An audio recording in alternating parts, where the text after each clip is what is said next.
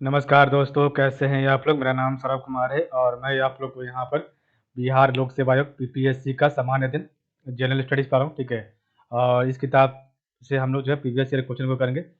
KBC nano किताब है, ठीक है। तो आपका जो भी प्रीवियस ईयर क्वेश्चन है उसका जो भी आंसर यहाँ पर दिया गया उसको अब यहाँ पर जो है आपका लाइन बाय लाइन पढ़ेंगे, ठीक है। सॉल्व आंसर, जो भी आंसर उत्तर लिखा गया उसको पढ़ेंगे लाइन बाय लाइन, ठीक है। तो आज हमारा जीएस का पेपर 1 होगा और इसका सेक्शन 1 भारत का आधुनिक इतिहास एवं भारतीय संस्कृति, और इसका जो है क्वेश्चन होगा स्वतंत्रता संग्राम से क्वेश्चन होगा, ठीक है। तो आज हम क्वेश्चन नंबर 12 करेंगे। किसान विद्रोह के लिए चंपारण सत्याग्रह के महत्व को स्पष्ट कीजिए। ये क्वेश्चन आपका 56वां से 59वां बीपीएससी 2019-16 में पूछा गया था, ठीक है। और ये आपका टोटल जो है जीएस का पेपर 1 का 37वां क्वेश्चन होगा, ठीक है। और स्वतंत्रता संग्राम का जो है 12वां क्वेश्चन होगा, ठीक है। तो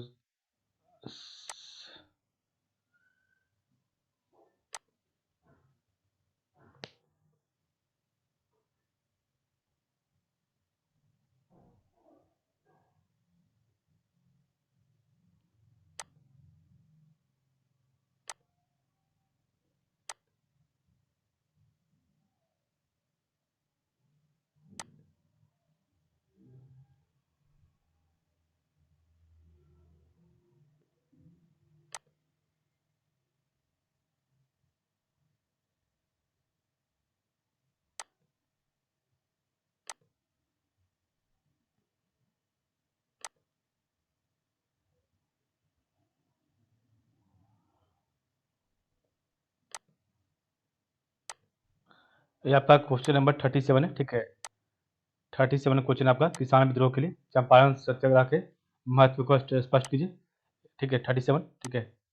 और यहाँ पर तो की टू आंसर चंपारण सत्याग्रह अन्य किसान आंदोलनों का पथ प्रदर्शक था, इसे स्पष्ट करते हुए उन बिंदुओं की चर्चा करें।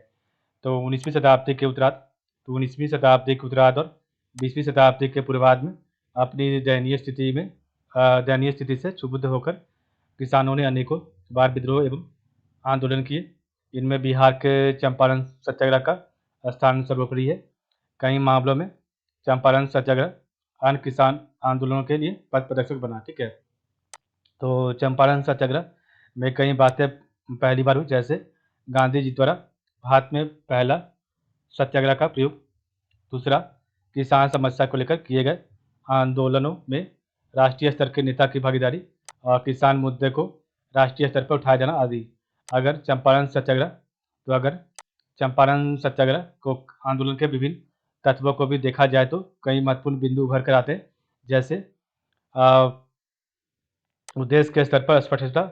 इस आंदोलन में किसानों का शोषण से मुक्ति के मुद्दे को बिना किसी लाग लपेट के उठाया गया। तो इससे प्रेरित होकर आगे के आंदोलन में उद्देश्यों की स्पष्टता दिखी। उदाहरण के लिए असहयोग आंदोलन में स्वराज की प्राप्ति, सविनय अवज्ञा आंदोलन में पूर्ण स्वराज की मांग, और भारत छोड़ो आंदोलन में अंग्रेजों भारत छोड़ो आदि, ठीक है। इसने नेतृत्व के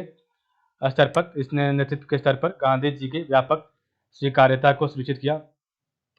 एक लंबे समय से नरमपंथ एवं गर्मपंथ का जो संघर्ष चल रहा था वह गांधी जी के आने के बाद समाप्त होता दिखता है। शांतिवादी तरीकों में गांधी जी जहां नरमपंथी थे, वहीं कानून तोड़ने की निर्भीकता में गर्मपंथी भी। संगठन के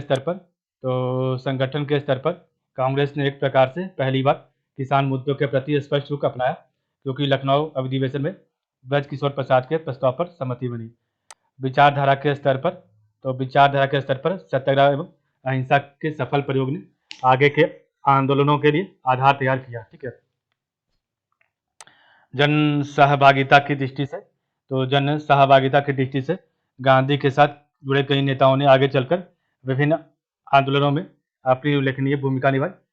बिहारी जैसे समाचार पत्र पत्रकारिता के माध्यम से इस सत्याग्रह का प्रचार किया। उपलब्धि की दृष्टि से यद्यपि 1/4 लगान को ही कम किया गया, फिर भी तत्कालीन संदर्भों में यह बड़ी बात थी। इस सत्याग्रह की सफलता ने आगे के किसान आंदोलनों जैसे खेड़ा बारदोली आदि के लिए उत्साह एवं प्रेरणा का संचार किया।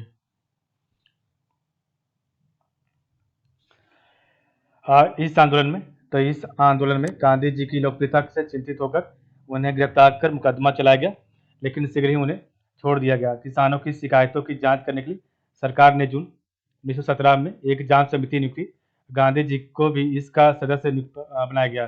समिति की सिफारिशों के आधार पर चंपारण कृषि अधिनियम बना और इसके अनुसार तिनकठिया प्रणाली समाप्त कर दी गई। किसानों को इससे बहुत बड़ी राहत मिली। किसानों में कई चेतना जगी, नई चेतना जगी और वे भी राष्ट्रीय आंदोलन को अपना समर्थन देने लगे। कुल मिलाकर कहा जा सकता है कि चंपारण सत्याग्रह बाद में होने वाले कई गांधीवादी आंदोलनों का श्री गणेश था, जिसका प्रतिफल बाद के कई किसान आंदोलनों में देखने को मिला। ठीक है,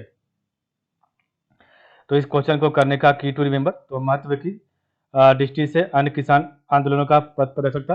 विरोध का गांधीवादी तरीका, उपराज्यपाल एडवर्ड गेट द्वारा चंपारण एग्रीगेरियन कमेटी का गठन एवं तिनकठिया व्यवस्था की समाप्ति और भारत में सत्याग्रह का पहला सफल प्रयोग था। ये कल हमारा क्वेश्चन नंबर जो कि राष्ट्रवाद को परिभाषित कीजिए। रविन्द्रनाथ टैगोर ने इसे किस प्रकार परिभाषित किया, तो इसको कल पढ़ेंगे। ठीक है, तो आज के लिए बस इतना ही। आप लोग का बहुत बहुत धन्यवाद।